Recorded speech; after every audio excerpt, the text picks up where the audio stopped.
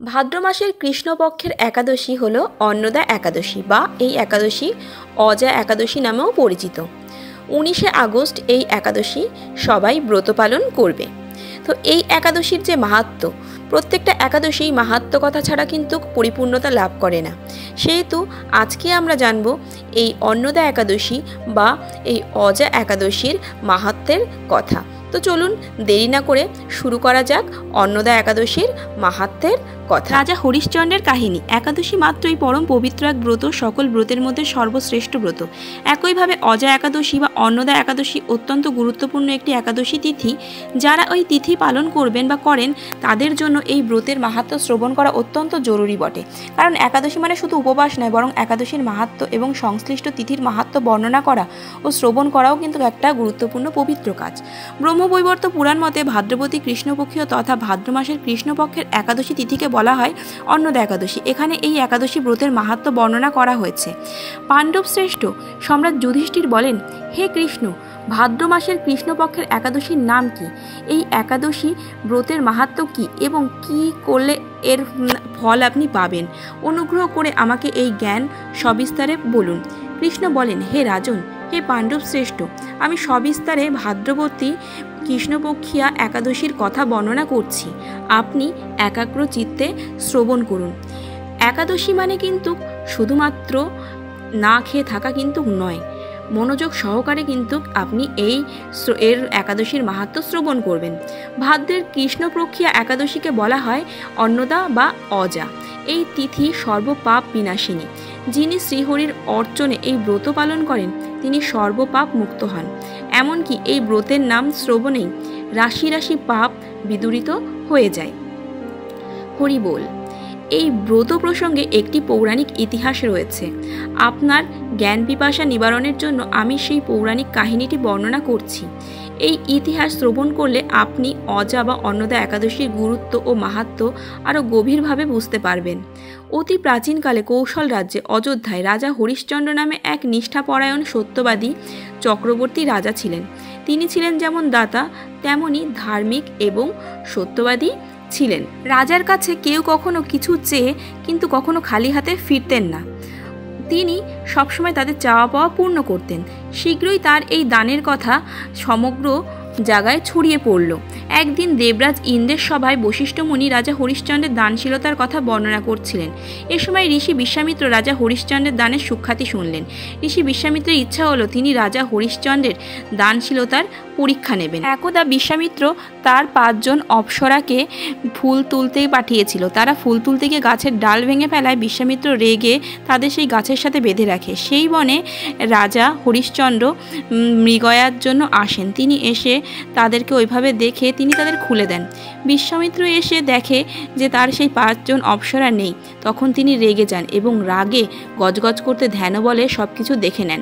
তখন তিনি অযোধ্যায় যান এবং গিয়ে রাজা হরিশ্চন্দ্রের সভায় উপস্থিত হন। রাজা হরিশ্চন্দ্র তখন বলেন, হে মুনিবর, আমি আপনাকে কিভাবে সেবা করতে পারি? তখন বিশ্বামিত্র বলল, তুমি আমার 5 জন অপ্সরাকে ছেড়ে দিয়েছ। আমি তাদের অভিশাপ দিয়েছিলাম, তাদের শাস্তি দিয়েছিলাম, সেই শাস্তি তুমি খণ্ডন করে দিয়েছ। তখন রাজা বললেন, হে মুনিবর, আমি তো বুঝতে পারিনি, আমি না বুঝে করেছি, আপনি বলুন আমাকে কি শাস্তি দেবেন? তখন বিশ্বামিত্র বললেন, ঠিক আছে, তোমার দানের কথা আমি খুব শুনেছি, তাহলে তুমি তোমার সমস্ত স্থাবর পুরো রাজ্যটাই আমাকে দান করো। হরিশ্চন্দ্র তার এই আদেশ মেনে নিলেন। তিনি তার সমস্ত সম্পত্তি তাকে দান করলেন। তখন বিশ্বামিত্র মুনি তার কাছে দক্ষিণা চাইলেন। রাজা তার ভাণ্ডারিককে 7 কোটি সোনার মোহর দক্ষিণা হিসেবে দিতে আদেশ করলেন। এবার বাদ সাধলেন ঋষি বিশ্বামিত্র। তিনি বললেন, হে রাজা, তুমি তো ধার্মিক, এখন রাজকোষ থেকে অর্থ নিয়ে আমাকে দান করছো।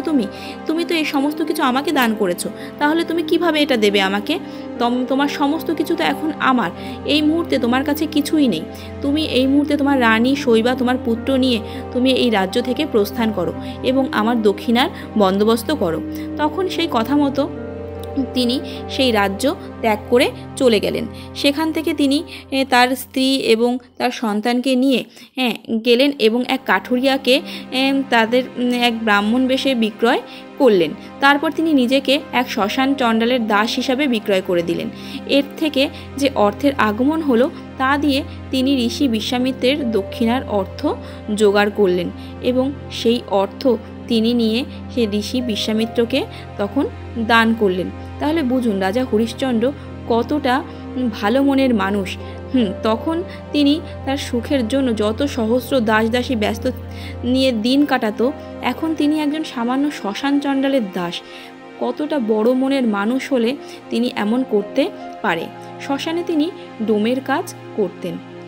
এখন দেখুন, প্রশ্ন হচ্ছে এই সমস্ত পৌরাণিক কাহিনী কিন্তু আমরা চাইলে বিশ্বাস করতে পারি, আবার না চাইলে বিশ্বাস নাও করতে পারি। কিন্তু তিনি শুধু ডোমের কাজ করতেন তাই না, তিনি কিন্তু সেখানে শূকরও প্রতিপালন করতেন। একজন রাজা, তিনি কত কিছু করছেন সেটা ভাবুন। অন্যদিকে শত শত দাসী যে রাজরানী শৈবার সেবা করত, তিনি আজ এক ব্রাহ্মণের কেনা দাসী। আর রাজকুমার রোহিতাশ, তিনি ব্রাহ্মণের পুজোর জন্য পুষ্প চয়ন করেন এবং কাঠ কাটেন।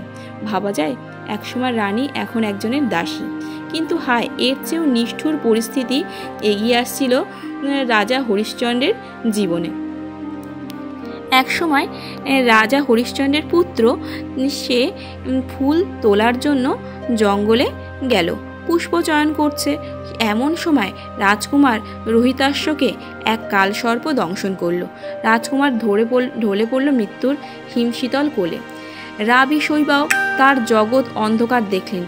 যে পুত্রের মুখের দিকে তাকিয়ে তিনি রাজা হরিশ্চন্দ্র সমস্ত দুঃখ কষ্ট সহ্য করেছিলেন, সেই স্নেহের পুত্রটিও আজ চলে গেল না ফেরার দেশে। রানী পুত্রাশোকে বিলাপ করে কাঁদতে লাগলেন। কিন্তু মৃত পুত্রের সৎকারও তো করতে হবে, কিন্তু সেখানে নেই তার কোনো আত্মীয় স্বজন। কে করবে দুঃখিনী মায়ের দুলালের শেষকৃত্য? তাই নিজের নারী ছেঁড়া ধন কোলে নিয়ে চললেন শ্মশান ঘাটে। কতটা কষ্টের মধ্যে দিয়ে রাজা হরিশ্চন্দ্র দিন কাটিয়েছে সামান্য একটা পাপের শাস্তি বহন করতে গিয়ে। তখন গিয়ে এমন সময় রানী শৈবা তার মৃতপুত্র নিয়ে শ্মশানে উপস্থিত হলেন। তাদেরকে চিনতে না পেরে রাজা হরিশ্চন্দ্র বলেন, যদি তিনি ঘাটের কড়ি না পান তাহলে তিনি শবদাহ করতে পারবেন না। রানী শৈবা আর কি বা করবেন, তিনি নিজের অপরের কেনা দাসী, ঘাটের কড়ি পাবেন কোথায়? মনের দুঃখে তিনি সেই শ্মশানে বসে রাজা হরিশ্চন্দ্রের নাম ধরে অঝরে কাঁদতে লাগলেন। এমন সময় দৈব ইঙ্গিতে একবার বিদ্যুৎ চমকালো। সেই বিদ্যুতের আলোতে রাজা হরিশ্চন্দ্র তার রানী শৈবা ও তার মৃতপুত্র রোহিতাশ্বকে চিনতে পেরে ডুকরে কেঁদে উঠলেন। রানী শৈবাও ডোমের পোশাকে দায়িত্বরত রাজা হরিশ্চন্দ্রকে চিনতে পেরে তার পায়ে লুটিয়ে পড়লেন। তারপর দুজনে মিলে এভাবে অনেকক্ষণ কাঁদলেন এবং তারপরে পুত্রের জন্য চিতা প্রস্তুত করলেন। তারপর তারা অত্যন্ত শোকগ্রস্ত হয়ে তারা দুজনে মিলে এই সিদ্ধান্ত নিলেন যে তারা নিজেদেরকে এই চিতায় নিজেদের আহুতি দিয়ে দেবেন, এরকম সিদ্ধান্ত নিলেন। এমন সময় হঠাৎই বিদ্যুৎ চমকালো এবং রাজা বিশ্বামিত্র তিনি প্রকট হলেন। তিনি বললেন, রোহিতাংশের গায়ে হাত বুলিয়ে তিনি বললেন, তোমার পুত্র বেঁচে উঠুক। এবং রোহিতাংশের গায়ে হাত বোলাতে তিনি বেঁচে উঠলেন। ঋষি বিশ্বামিত্র বলে চলেন, হে রাজন, ভাদ্র মাসে কৃষ্ণপক্ষের একাদশীর সময় একাদশী অজা নামে পরিচিত এই একাদশী পালন করো, সমস্ত পাপ দুঃখের বিনাশ হবে এবং এই ব্রত উদযাপনে আপনার সমস্ত পাপ ক্ষয় হবে। আপনি রাত জাগরণ করবেন এই একাদশী করার সময়। ঋষিবরের উপদেশ মতো তিনি শ্রদ্ধা সহকারে সেই ব্রত পালন করলেন। তার ফলে তার সমস্ত পাপ দূর হলো। আকাশ থেকে দেবগণ দুন্দুবিভাব ও পুষ্পবর্ষণ করতে লাগলেন। এরপর কিছুদিন অতিক্রম হয়ে গেল। তারপরে রাজা আবার তার রাজপাট সমস্ত কিছুই কিন্তু ফিরে পেলেন। তাহলে বুঝতে পারছেন কতটা কষ্ট সহ্য করে রাজা হরিশ্চন্দ্র তার জীবনে আবার সেই জায়গা ফিরে পেয়েছেন। সেহেতু প্রত্যেকটা একাদশীরই কিন্তু মাহাত্ম্য আমাদের শ্রবণ করা অত্যন্ত প্রয়োজন। আর একাদশী পালন করলে সেটা মন থেকেই করবেন। শুধুমাত্র যে ফল লাভের আশায় আপনি একাদশী পালন করবেন তা না, মন থেকে যদি আপনি চান তাহলেই কিন্তু আপনি একাদশী পালন করবেন। আশা করি আজকের এই মাহাত্ম্যের যে উপস্থাপনা আমি আপনাদের সামনে তুলে ধরেছি আপনাদের ভালো লেগেছে। যদি ভালো লাগে অবশ্যই চ্যানেলটি সাবস্ক্রাইব করে সাথে থাকবেন। পাশে থাকা বেল আইকনটি প্রেস করবেন যাতে নিত্য নতুন ভিডিওর নোটিফিকেশান আপনারা আগে থেকেই পেয়ে যান। তাহলে আজকের মতো ভিডিওটি এখানেই শেষ করছি। আবার পরের দিন অন্য একটি ভিডিও নিয়ে আপনাদের সামনে চলে আসব। হরে কৃষ্ণ।